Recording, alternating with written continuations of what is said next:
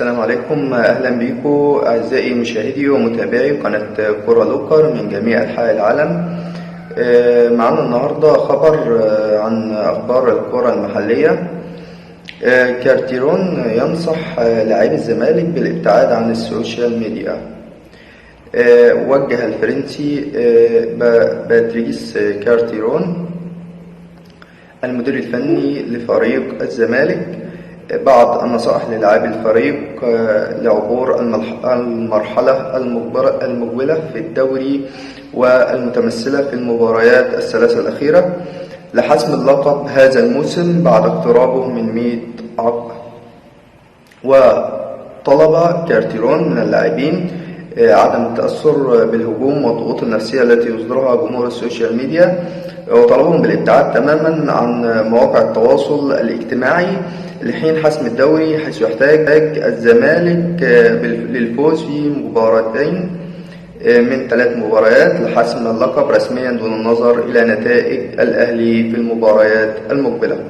كما أكد كارتيرون للاعيبة أن التركيز داخل الملعب فقط 180 دقيقة في مباراتي سيراميكا غدا والإنتاج الحربي يوم الثلاثاء المقبل هو الطريق الوحيد لحصد اللقب، وشدد عليهم بأنهم لابد أن يفرحوا الجماهير البيضاء التي تنتظر الفرحة منذ بداية الموسم. ومن ناحية أخرى اقترب محمود عبد الرازق شيكابالا كابتن الزمالك من تحقيق إنجاز مميز على المستوى الشخصي بعد اقتراب الزمالك من حسم لقب الدوري هذا الموسم ليكون اللقب رقم 13 في تاريخ الأبيض.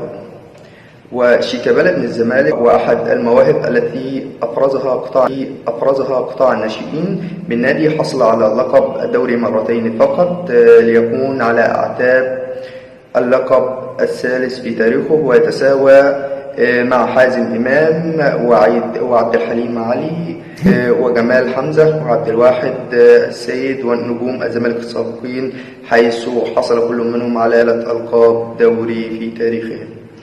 فيما يتصدر كل من اسماعيل يوسف غالة الخنطور وأشرف قاسم وهشام وجمال عبد الحميد قائمة لاعبي الزمالك الأكثر حصول على لقب الدوري مع النادي الأبيض برصيد 4 بطولات لكل منهم.